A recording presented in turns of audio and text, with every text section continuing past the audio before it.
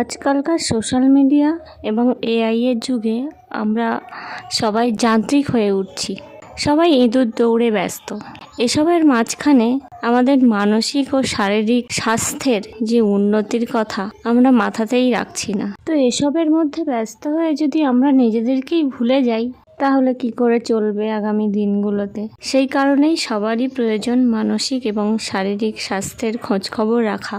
কারণ যে দুটো আমাদের নিজের জিনিস, যে দুটো ছাড়া আমরা অসম্পূর্ণ, কোনো কাজ করতেই পারবো না, সে দুটোকেই আগে আমাদের ভালো রাখা দরকার। আমরা যেমন পয়সা খরচা করে নিজেদের সৌন্দর্য বৃদ্ধির জন্যে পার্লারে যাই, নিজেদেরকে গ্রুমিং করি, সেরকমই আমাদের মানসিক স্বাস্থ্যের সৌন্দর্য বৃদ্ধির জন্যেও আমাদের মাঝে মাঝে কিছু কাউন্সেলিংয়েরও দরকার হয়।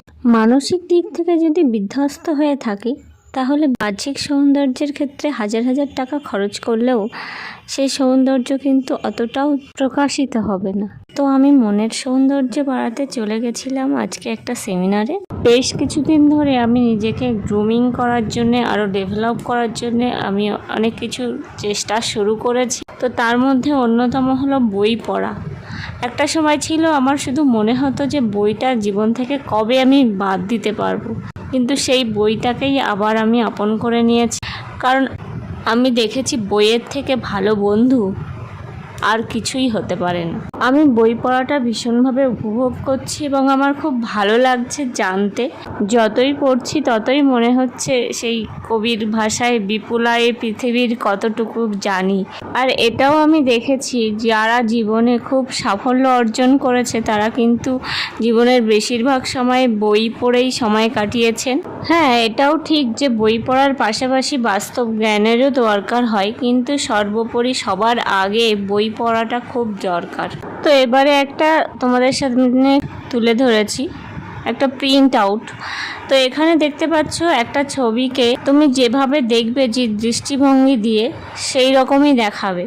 ছবিটা সোজাভাবে রাখলে একটা মেয়ের ছবি এবং ছবিটা উল্টোভাবে ধরলে একটা রাজার ছবি মনে হচ্ছে। এই ছবির মাধ্যমে আমরা দেখতে পেলাম যে কোনো জিনিস বা কোনো ব্যক্তির ভালো খারাপ আমরা আমাদের দৃষ্টিভঙ্গি দিয়ে পরিবর্তন করতে পারি। সেজন্য সমাজে ভালো খারাপের মাঝে ভালোটাকেই আমাদের বেছে নিতে হবে এবং সবসময় পজিটিভভাবে কাজকর্ম করতে হবে, তাহলেই জীবন সুন্দর হয়ে উঠবে। তো আজকের সেমিনারে আমি এগুলোই শিখলাম যা আগামী দিনে আমি আমার লাইফে কাজে লাগাবো।